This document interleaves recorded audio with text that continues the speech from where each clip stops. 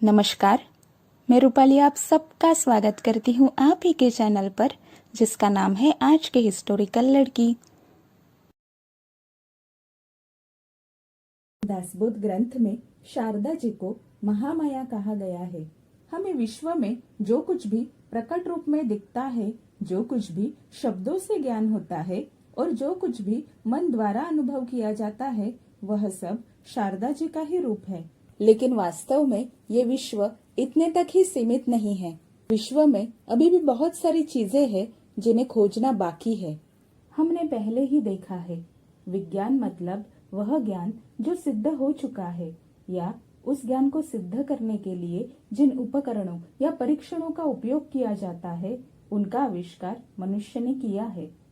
और ज्ञान मतलब संपूर्ण ज्ञान, जो ज्ञान सिद्ध हो चुका है और जो ज्ञान सिद्ध नहीं हुआ है। केवल प्रचिति, साक्षात्कार, जागरूकता या अनुभव के आधार पर कुछ नई चीजों को हम महसूस करते हैं, कुछ नई चीजें हमें समझ में आती है। इस पूरे विश्व में ज्ञान और विज्ञान दोनों का अस्तित्व है। माया, इस शब्द में माँ का मतलब नहीं और या का मतलब जिसे महसूस किया जाता है, जो प्रत्यक्ष में ना होते हुए भी उसे महसूस किया जाता है। समस्त सृष्टि में जो कुछ भी अभिव्यक्त होता है, प्रकट होता है, वह माया का ही स्वरूप है। लेकिन इसे देखने में और अनुभव करने में इसके पीछे जो तत्व होता है, सिद्धांत होता है, उसे ही भुला दिया जाता है। माया के कारण वो तत्व आच्छादित होता है या ढक दिया जाता है। ज्ञान मार्ग, भक्ति मार्ग, ध्यान मार्ग या कर्म मार्ग, इसमें से साधना के लिए कोई भी मार्ग स्वयं के लिए चुना जाए, फिर भी उस ज्ञान से, ध्यान से, कर्म से, भक्ति से साधक के अंतःकरण में, विचारों में, कृति में कितना परिवर्तन होता है, यही मुख्य उद्देश्य होता है। इस परिवर्तन के साथ साधक के सुसंस्कृत व्यक्तित्व का निर्माण तो होता ही है और उसी के साथ सच्चे आत्मज्ञान की अनुभूति होने लगती है। दासबोध यह पूरी तरह से एक ऐसा ग्रंथ है जिसमें भक्ति मार्ग का महत्व दर्शाया गया है। हमने पिछले भाग में ही देखा है, अहम ब्रह्मास्मि या शिवोहम मतलब मैं ही ब्रह्म हूँ, मैं ही शिव हूँ, या एकोहम मतलब मैं और परमात्मा एक ही है। इस तरह से अर्थ ना निकालकर जब हम इसका अर्थ सिर्फ ब्रह्म अस्तित्व में है, सिर्फ शिव अस्तित्व में है, सिर्फ परमात्मा मतलब सद्गुरु जी ही अस्तित्व में है, मेरा अस्तित्व पूरी तरह से उनमें विलीन हो चुका है, नष्ट हो चुका है, इस तरह से अर्थ को समझते हैं, उस वक्त उस साधक के मन का अहंकार नष्ट होकर संपूर्ण समर्पण की भावना निर्माण हो जाती है। और जहाँ पर स्वयं का अस्तित्व ही नष्ट हो जाता है, सिर्फ परमात्मा, इष्ट गुरु या सद्गुरु जी का ही अस्तित्व रह जाता है, उस समय साधक द्वैत भावना से अद्वैत भावना में पहुंच चुका होता है। साधना करते समय साधक जब द्वैत भावना से अद्वैत भावना में आता है, तब उसे सच्चा आत्मज्ञान प्राप्त होता है। यहाँ इस संपूर्ण वाक्य में अहंकार, यह उन साधकों के बारे में कहा गया है जो साधक माया में फंसकर अहम ब्रह्मास्मि इस झूठे भ्रम में जी रहे हैं। इसका उदाहरण देखा जाए तो साधक को ध्यान में आने वाले विभिन्न अनुभव या कितनी मालाएं, कितने घंटे जप, तप, ध्यान, पूजा, सेवा, कीर्तन, भजन, इस भिन्न भिन्न प्रकार के साधना के प्रेम में पड़कर साधक अपने सच्चा आत्मज्ञान पाने के वास्तविक लक्ष्य को भूल जाते हैं और आने वाले छोटे बड़े अनुभवों को बहुत बड़ी सिद्धि मानकर एकोहम यह स्थिति प्राप्त होने का भ्रम उनके मन में निर्माण हो जाता है। वास्तविक लक्ष्य प्राप्त होने तक साधक जिस स्थान पर फंस जाता है, अटक जाता है, वो भी माया ही है।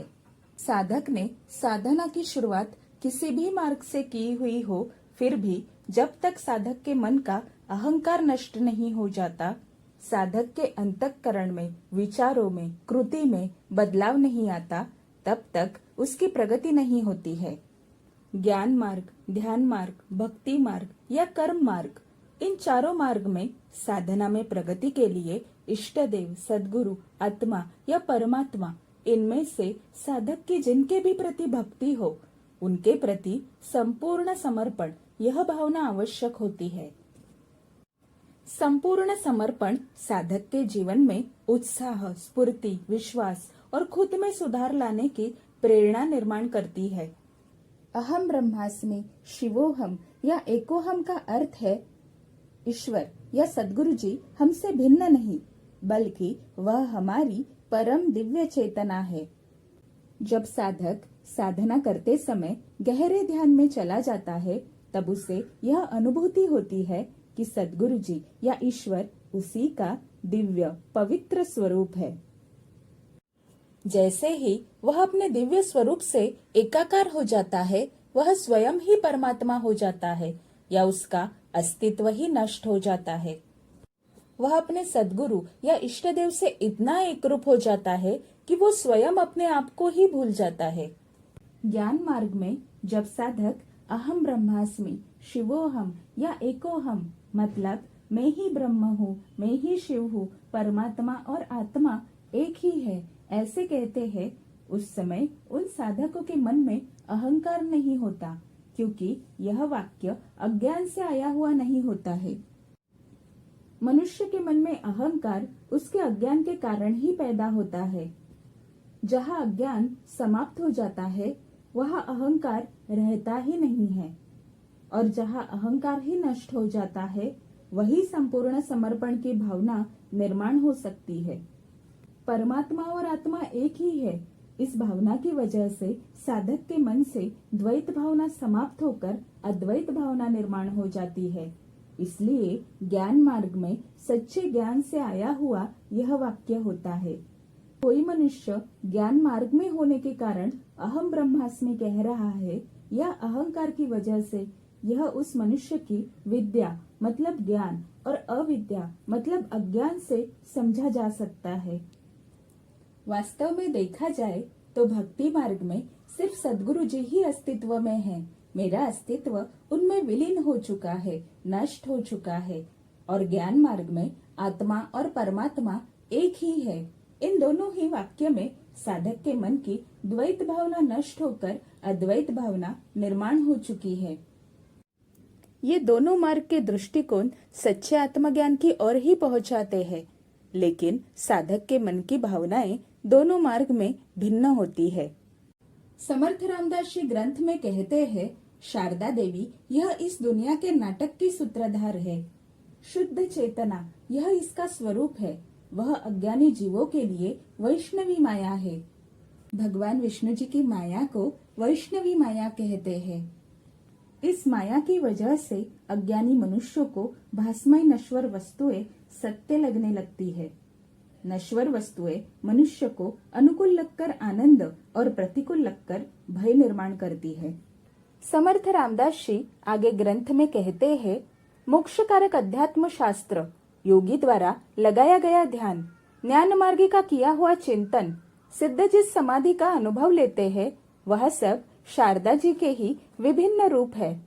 समर्थ रामदास जी एक जगह पर शारदा जी को संसार नासी मतलब साधक को विरक्ति, डिटैचमेंट प्राप्त करके देने वाली शक्ति कहते हैं।